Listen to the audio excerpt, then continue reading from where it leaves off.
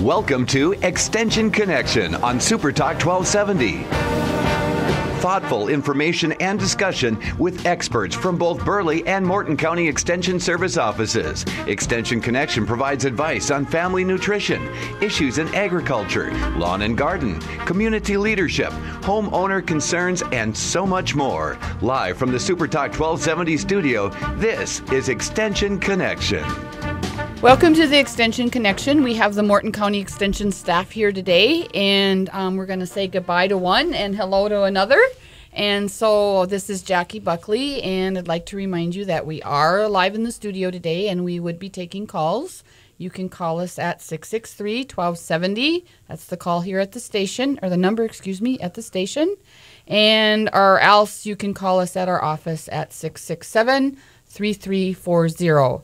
And Carla wants to go first this morning. We also have Vanessa Hoynes, Renee Tokash, and then we'll introduce Amber in just a few minutes. And so, Carla, you wanted to get started. Yep. You have another mission on your calendar. I have meetings up at 4-H camp today, so I'm very excited to head up that way. Just a couple of things. First, I wanted to thank everyone and let everybody know what a success Morton County 4-H Achievement Days were out at the Morton County Fair. And even the fair, what a huge success this year. It's been said we had a record attendance on Saturday. We had 42 horses in our 4-H horse show Wednesday and Thursday. We highlighted over 960 exhibits in our interview judging on Thursday for 4-H Achievement Day, and just overall a great event. And a shout out to all those volunteers that helped make that possible. I don't know if you all know, but I'm on the phone a lot before the fair, asking and getting ideas for judges and begging a little bit of everything for judges for 4-H Achievement Day. And I just really appreciate the time that those folks took and to help celebrate the accomplishments of Morton County 4-Hers. It was really fun to see the kids get excited about the ribbons they received and about the accomplishments that they had here during the last 4-H year. And with that, of course, as the 4-H year wraps up, it's August, we're thinking back to school, but it's also time to re-enroll or enroll in 4-H for the 2015-2016 4-H year. Every year, September 1st starts our new year. And in the 4-H program in Morton County, we have a little under 400 4-Hers. Proud to say one of the top counties in the state as far as participation in 4-H, and I think that's wonderful. It just goes to show the strong leaders that we have, the great volunteers, and the success and history of the program in Morton County. So if you're interested in joining 4-H or learning a little bit more about it, I encourage you to contact the Morton County Extension Office, or for you folks over in Burleigh County, you can contact the Burleigh County office as well. And really, 4-H has a long history of learning by doing, and there's a lot of success stories out there with 4-H. So it's a great program for youth to learn some life skills from entrepreneurship. Over Redenbacher, the popcorn guy, he was a famous 4-Her. Reba McEntire, famous singer.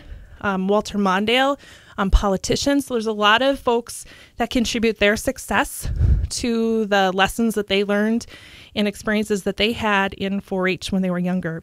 So I just encourage you, if you're interested or have any questions at all, you can contact our office at 667-3340. Be happy to provide you with some information to join 4-H.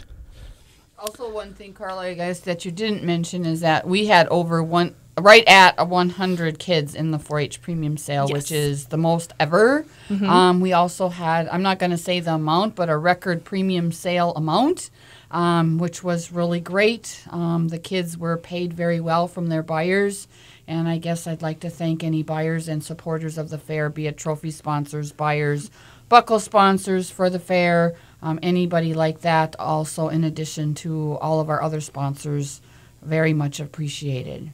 Yep, it just contributes to the great success of the Morton County Fair, and I know we heard it through the whole weekend, how much fun it was, and all the events that are provided as part of your admission to the county fair, and to be at the county fair and see all the 4-H t-shirts walking around and being proud of that too. There's just a lot of things really to be proud of with the 4-H program here in Morton County. So couple of other things I have coming up.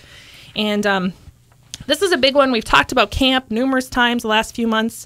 And I'm headed there today for some 4-H fall training. Tomorrow is a very exciting day for 4-H. We are going to have a ribbon cutting for the new facilities up at 4-H camp, including the Johns Rood Center, and then the cabins and the dining hall. And there's an open house tomorrow from 3 until 6 up at 4-H camp in Washburn. And there is a program and ribbon cutting held at 4:30. And that'll be hosted by the North Dakota 4-H Foundation.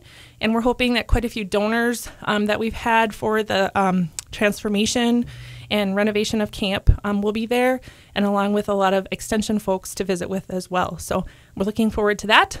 Tomorrow, ribbon cutting again is at 4:30, and the open house is from 3 until 6. And I think Jackie's headed up there. Yep. I'll be coming. Yep. So, and Vanessa will be there, and I don't know if Renee's headed up or not, but I'm not going to make it. I'll be down in Grant County judging some 4-H projects. So, again, tomorrow, ribbon cutting, big reveal of the 4-H camp renovation from 3 until 6, and ribbon cutting at 4:30. And with that, Jim is cueing us for a break, and we will take our first break and be right back with the Extension Connection. Right now, 79. Get the traffic and weather information you need anytime on Super Talk 1270 and online at supertalk1270.com. Welcome to the Extension Connection, and welcome back. The Morton County staff is here with you today, and we'll be visiting about some different ag updates, talking about the Good Bug Corner that's in the Crop and Pest Report, a little bit about the corn rootworms. They should be emerging about this time, and something on gladioli thrips or gladioli thrips that have been reported also in the community. And Vanessa, do you want to kick us off, and maybe you can introduce Amber too? Oh, okay. Well, I'll first start off by introducing Amber. Amber Schwab is our new Parent Resource Coordinator for Region 7. And so, Amber, could you tell our listeners a little bit about yourself? And she's really new, so let's be really kind to her out there. Well, my name is Amber Schwab, and like Vanessa said, I'm the new parent educator for Region 7, and I'm just really excited to get started. It is my second week here, so give me a little bit of leeway there, but I come from a strong child development background, and I have 4 children myself, so very busy mom, and just getting ready to get started. Yeah, and if you call our office and ask for Amber, she would be there to be able to answer questions for parents. We also have a resource library that folks could check things out of, whether you're looking for a book or DVDs or those kinds of things. And then I know she's been working on planning some classes for the fall, so kind of stay tuned for that. And if you aren't on our mailing list for the newsletter, you can also call or email us, and we can get you either a hard copy when that comes out, or we can also send you a copy by email. Okay. And the phone number for Amber is 667-3342. Our office number is 667-3340, but Amber has, that's her number, 3342. And so you can reach her at that number, and we'll get you transferred into her office when you call. Yeah. And so, Vanessa, do you want to continue? Sure, yes. Well, just thinking about, of course, the calls have been coming in the office with food preservation questions. As we start into that harvest and start looking at trying to preserve some of the bounty that we have, or maybe we visited the farmer's market and found some great deals, and we wanted to preserve that so we have something fresh and good during our winter. So those questions are increasing, and always every year it's a reminding people that food preservation is a very new science, and so therefore we do have changes. And so unfortunately, if you have recipes that Grandma used, or you find in an old church cookbook, or those kinds of things, they probably are recipes that you want to look at with a discerning eye or question, because we have had lots of changes in research, and so your best option is to maybe use those recipes as a an interesting conversation piece, but maybe not so much using them for actual food preservation. Instead, go to our NDSU Extension Service website, and we have many publications available and information online that you can find to preserve almost anything that you would like to. And then feel free to also give me a call if you have a specific question and if you're not finding that answer online. And again, our number is 667-3340. But I did think I would focus a little bit on freezing, because if you are new to food preservation, freezing is one of those things that is very inexpensive. You don't have a lot of supplies that you have to purchase ahead of time or invest in. And so it's a good way to get started with food preservation. And we have lots of fruits out there right now that are able for us to do some preservation with. And most fruits can be frozen pretty and have really good quality. Although the product will vary depending on the kind of fruit and also the maturity and the type of pack that you choose. And we'll talk about packs in a little bit too, of the different types of ways that you might freeze them. Make sure that you select fruits that are a firm texture and well developed in flavor. And then, I always tell folks that, if you have a piece of fruit that doesn't taste great now, freezing it won't make it better. So you want to make sure you catch that fruit when it's the most delicious, the most ripe, that at the point when you would like to eat it, that's the point when you would also like to freeze it. So don't wait any longer. Working with fruits, you also want to make sure that you're freezing them in small quantities or working with them in small quantities. 2 to 3 quarts at a time works best, because many of the fruits you have to deal with preventing that discoloration. And so if you have large amounts of fruit that you're working with, it can be difficult to make sure that you're keeping them the best quality. Choosing the right types of utensils if you're wanting to mash things, making sure that you're choosing things like a potato masher or a pastry fork or those types, or a slotted spoon for soft fruits. But if you have fruits that are more firm, crushing them possibly with a food chopper. And possibly also staying away from those blenders and food processors. They are really handy, but many times instead of pureeing, you actually end up liquefying that fruit, and so that might not be the product that you want. When we're working with fruits, because they're high in acid, we also want to make sure that we're not using galvanized utensils and ware, because the acids can react with the galvanized inner core, and you can end up dissolving zinc, which is poisonous, into your food. And you can also get a metallic flavor sometimes because of that acid reacting with the galvanized layer. So be careful what you're working with.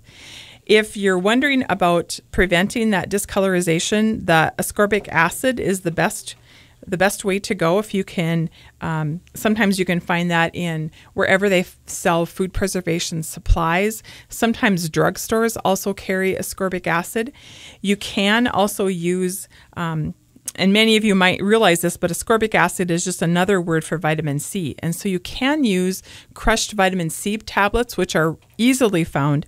The one thing to keep in mind, though, is if you choose to go that route, sometimes in those tablets, there are other products that are added to them to create that tablet, and when that's crushed, it can make your syrup cloudy. So if that's an issue for you, if you want to have nice clear syrup, you might not want to use that. Instead, using the powdered ascorbic acid. As I mentioned, there's many different packs. You can use a syrup pack or a sugar pack. They have found that when fruits are packed and frozen with some type of sugar, whether it's a syrup or just a plain sugar pack, it does actually help to retain vitamin C and other nutrients. So that is a consideration. However, lots of people like to just enjoy the natural flavor of the fruit, and so you are able to also just freeze them without just a dry pack, without anything else added. So we do have a publication on freezing fruits specifically, so that walks through many of the different types of packs that you can use and different pieces and things that you should consider when handling fruits. The one big difference between fruits and vegetables, if we're going to freeze fruits or freeze vegetables, is blanching. We do have some fruits that end up with a very short blanch time.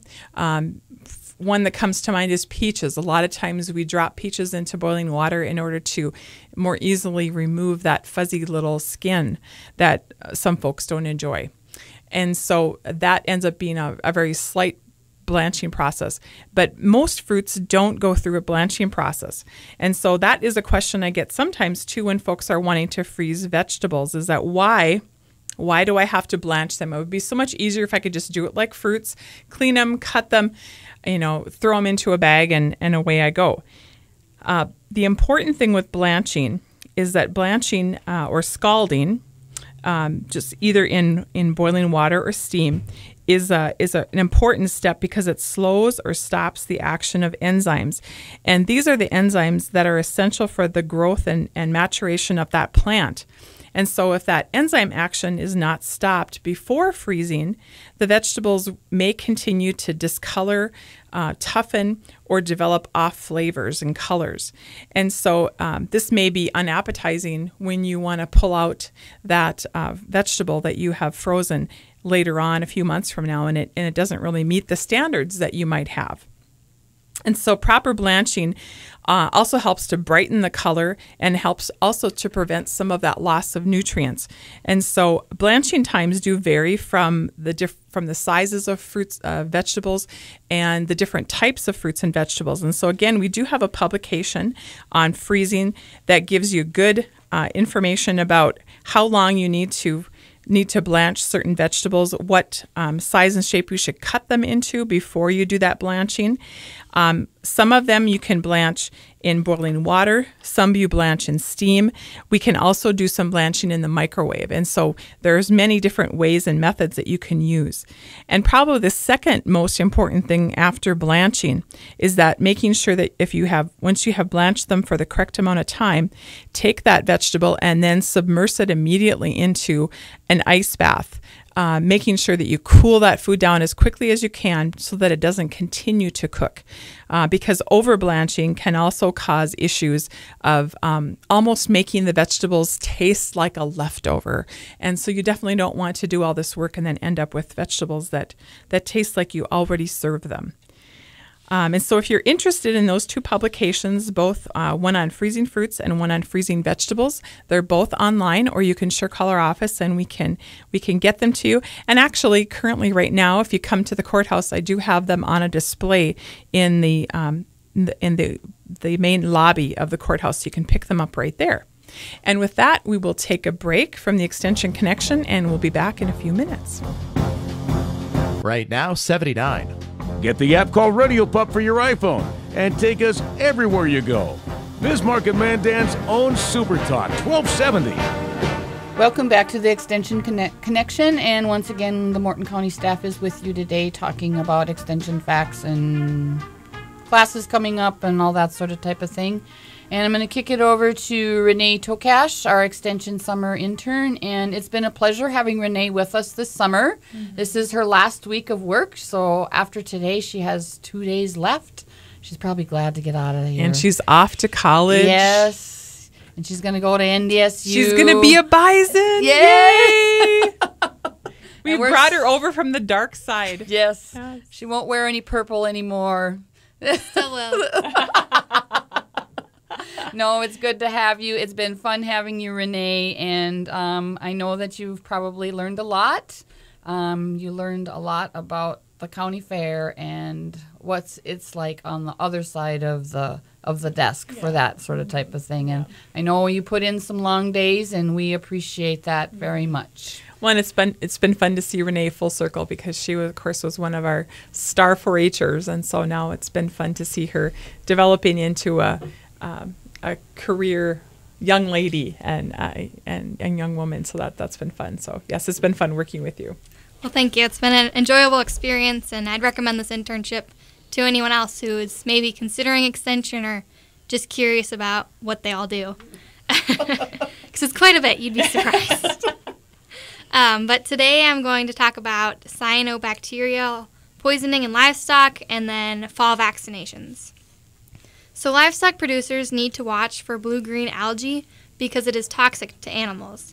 And the hot, dry, calm days common in late summer, or like this week for example, are the perfect catalyst for the production of cyanobacteria, which is widely known as blue-green algae.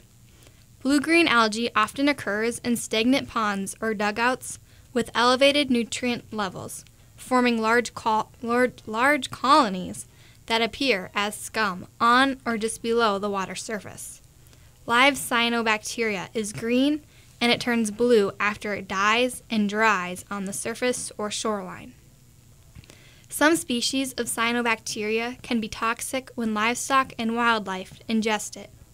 The level of toxicity is dependent on the species consuming the water, concentration of bacteria, and the amount of water ingested. Cyanobacteria produce neuro and liver toxins. Signs of neurotoxin poisoning usually appear within 20 minutes of ingestion.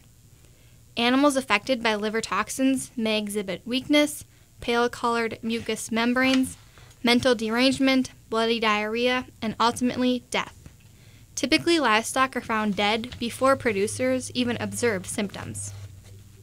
If cyanobacterial poisoning is suspected as the cause of death in livestock, producers should check the edges of ponds for decreased wildlife. In addition, producers should collect a water sample of at least 500 milliliters from the suspected water source after the discovery of dead livestock or wildlife. Water testing only will determine if the water source contains cyanobacteria, not the cause of death. And these samples can be submitted to the NDSU Veterinary Diagnostic Lab or a commercial laboratory. Producers should use the following practices to prevent cyanobacteria poisoning in livestock. First, they should implement a nutrient management plan or establish buffer strips with perennial plant species around water sources to reduce the level of nutrients entering the water. They can also create a designated drinking area where the risk of cyanobacterial is minimal.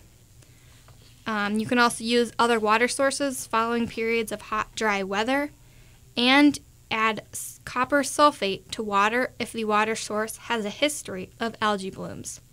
You should apply 2 pounds of copper sulfate per acre-foot of water, which is equal to 8 pounds per 1 million gallons.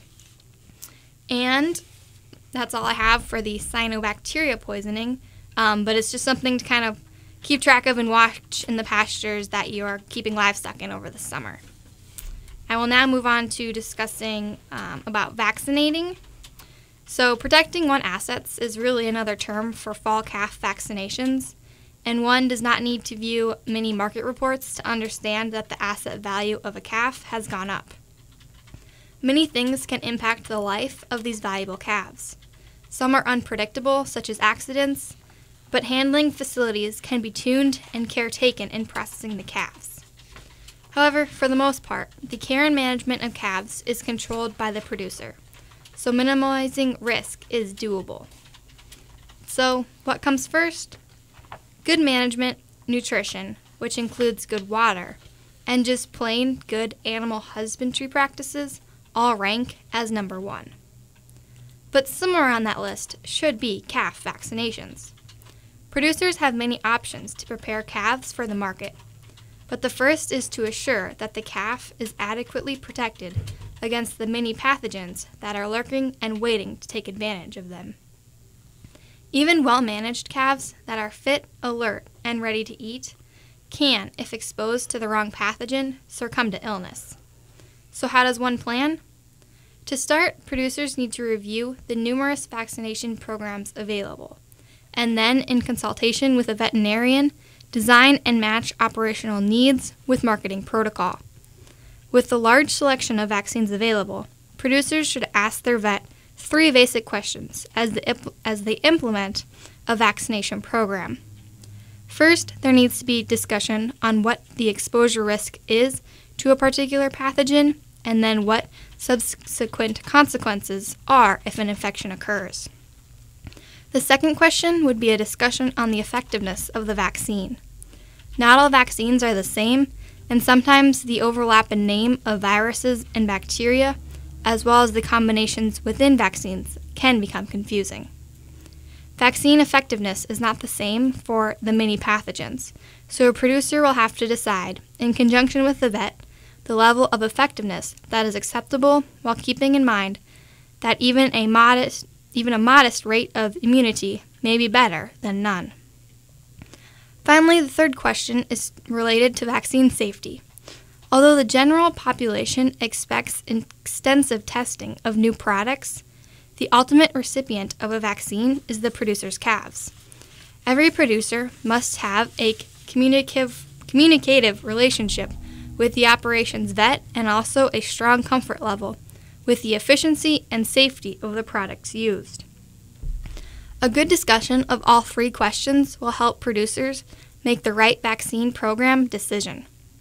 Remember, many of the vaccines needed to be given at least twice to achieve some level of herd immunity or some level of protective individual immunity.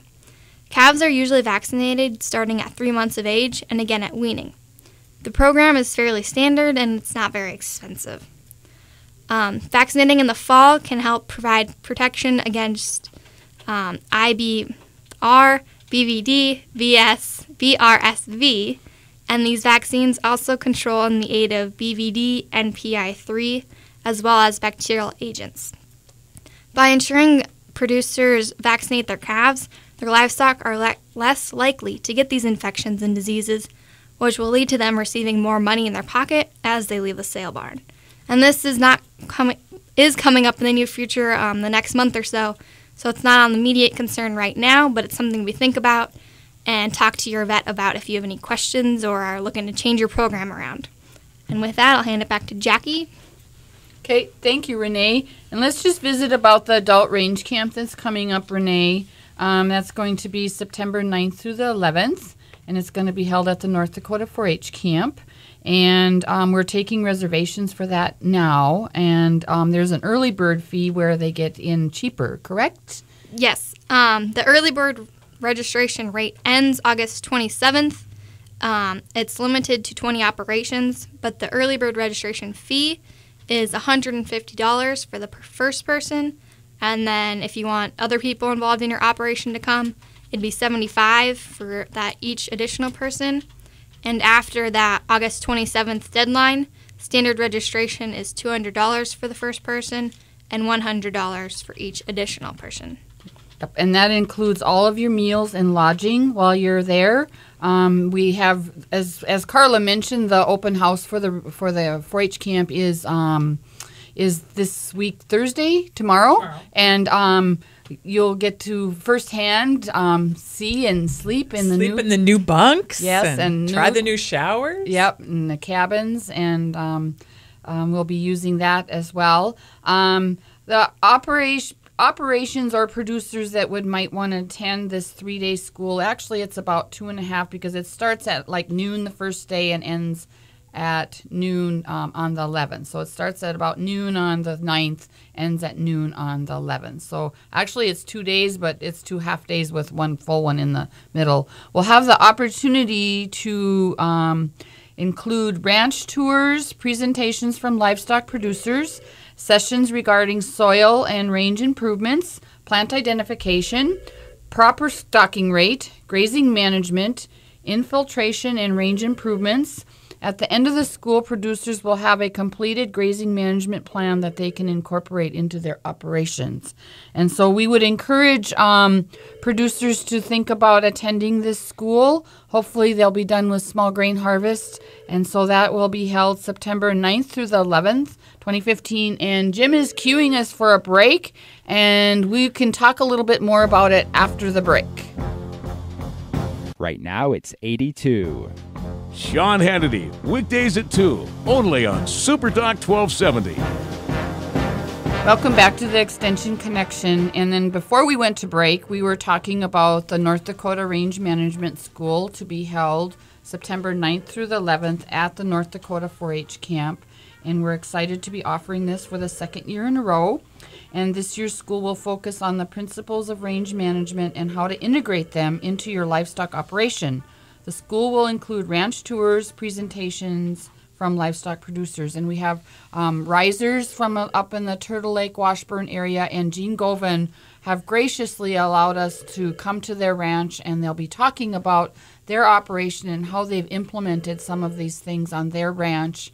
And so we're excited that they are able to do that. And once again, registration, you can contact your local county extension office, and they all have information on how to get registered for this event.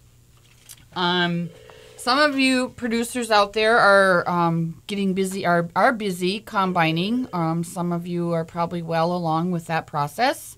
And controlling weeds post-harvest is a component of the weeds management strategy, since we want to establish zero tolerance for weeds escapes and new weed seeds entering the seed bank.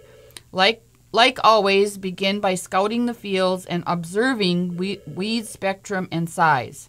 Some weeds may have been cut by harvest equipment and are stems without sufficient leaf material to intercept sprays following herbicide application. Allowing time for regrowth to occur will ensure better success with their control. Strategies you might want to consider are: tillage is the most effective means for controlling small weeds. However, first answer the question, are there weeds that may have gone to seed in harvested fields? For example, redroot pigweed that has flowered can produce viable seed in as little as 10 days after flowering. If the answer is yes, consider waiting with tillage to allow field mice and birds to eat the seeds. Seeds are a source for energy for insects, birds, and rodents. An internet search indicates predators of weed seeds can reduce total number of seeds on the soil surface by 5% per day, or over time, total losses ranging from 20 to 90%. However, tillage after harvest can greatly reduce predation since predators will not dig for seed. Chemical fallow. There are non-selective and residual herbicide options for controlling weeds post-harvest.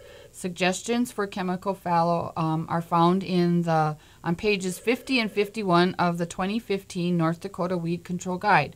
Please be aware of the differential efficacy and rotational restrictions to 2016 crops from various herbicides. If you would like to talk to an extension specialist or your county extension agent, please feel free to call us if you have questions about that. Each week I try to visit with you about a good bug. We get this information in our North Dakota Crop and Pest Report, and this week's Bug Corner is featuring insects are the rove beetle. This beetle family has the largest number of species, with over 3,000 species known from North America. Rove beetles have an elongated body with short wing covers and range in size from 7 to 25 millimeters. When disturbed, rove beetles raise up and wave their abdomens like a scorpion, but they can't sting. They live in moist environments and occupy diverse habitats from forests to grasslands to field crops. Rove beetles are mainly scavengers feeding on decaying organic matter. However, some species are important predators of insect, mite eggs, aphids, larvae/maggots, mosquito larvae, springtails, and fleas. For example, this has been used as a predator for cereal aphids and a predator for root maggots. Rove beetle also feed on insects that can infest decaying animal carcasses. So that's this week's bug corner, called the rove beetle. Adult corn rootworms have been emerging in the eastern part of the state, so I would guess here they are as well. The adult northern corn rootworm beetle is a green beetle, about 1/4 inch long. The adult western corn rootworm is yellow with black stripes on their wing covers, about 5/16 of an inch long. The wing covers of the male western corn rootworm is almost entirely black compared to the female's wing covers. Females are often larger than males with extended abdomens, which are filled usually with eggs. Corn rootworm beetles feed on leaves, silk, and pollen of corn. Occasionally, beetles congregate and feed on silks during early pollen shed. if silks are chewed back to the tips of ears with less than a half an inch of silks protruding during the period of maximum pollen shed, poor pollination and grain set can occur. The action threshold is when an average of 5 or more beetles per silk mass is found during the first week of pollen shed, which we have pretty much all passed that time. Another management threshold uses silk clipping. When silk clipping is occurring on 50% of the plants during pollen shed, control would be justified. You can look at the corn more information in the North Dakota Insect Control Guide for more information about that as well. You know, your talk about bugs reminds me of another good reason why you should make sure you blanch your vegetables, is because sometimes you have little friends that are in there that will appear in that blanching process that you can get out before you freeze them. Yes, and especially things like broccoli and cauliflower, right. Those heads and things. Yes, and I guess on the news last night, there's been a question about all of the white and yellow butterflies or moths that are out there, and those are the ones very much that they're the ones for the cabbage worm and broccoli worm that we see. And so when we see those flittering and fluttering about, they lay the eggs and then the larva hatches, and then you find these worm larvae on your vegetables. Yeah, and it's very difficult to find them sometimes, and so when you do blanch them, usually they will rise to the top. They do. Extra protein. yes. Or at least it's an opportunity to remove the extra protein if you want to. Yes. And if you would like to control those, you can use BT or Bacillus thuringiensis. It's a bacteria. It's organic. It's very nice to use because it doesn't hurt any other insect, and so it's not harmful to bees, that sort of type of thing. And so that's a good one to use. And then is there a waiting time before you would harvest? Not for BT. It's basically as soon as it's dry, it's safe to use it. And it's not like 7 where usually it's like 2 to 7 days. You have to read the label. And I guess another thing is that we would like to discourage you using the 7 dust. Because we talked about that on our conference call today, or they talked about it on our horticulture conference call, because the 7 dust are good pollinators out there, is primarily bees land on that, and then they take the dust back to the hives, which can be very detrimental to our beehives. And so I had a call yesterday with a bee person, and he's really disgusted with some of the producers out there because of the use of all the insecticides that are being used, and that's very hard on our pollinators, which are very important out there. Yeah, we forget sometimes that there are good bugs, just like... Yes. And some of you may have been seeing that maybe your gladiola flowers are not coming out as nice as they probably should be. And most of the time that is caused by a thrip. It's a very small insect. In fact, we usually call them like no-see-ums. No-see-ums. And they like to bite people too. They do. And they kind of hurt. They don't leave a welt or anything. But they distort the flower. They also cause striping and stippling of the gladiolus flowers. And they're streaked. It's a very tiny insect. And the insect overwinters in the corm or the bulb. And so it's this good suggestion that you try and treat that corm after you dig up your bulbs in the fall to prevent the thrips from living in that corm over the winter. Or else you can use the insecticide in early spring as well before you put them into the ground. And so we're... when using the insecticide, mix and apply according to label directions. After harvesting and curing the gladiola corms, shake them in a sack with a small amount of 5% 7 dust, 1 to 2 teaspoons for each 100 corms, and store as usual. This procedure will control the thrips in the overwintering bulbs or corms, as the technical term calls. And so, once again, we'd like to wish Renee the very best. And the first Bison game, Vanessa, 18. I know, in coming 18 up. days. Yeah. You're lucky you're not here anymore, Renee, because we talk about it every other week. And Vanessa, is there anything else about, I mean, everybody is, I know, basically preserving vegetables and doing a lot of canning. Yep, And so if they need any information, just give us a call or check our website. Yep, that's for sure. And Amber, welcome to the staff. And next time in 2 weeks, which we will be back in 2 weeks, we'll have you'll have something for more to say. Absolutely. We'll give her more time. Okay, we'll give her more time on the program, yes. And Jim is cueing us that we need to sign off. And so thank you for listening to the Extension Connection, and we will be back in 2 weeks.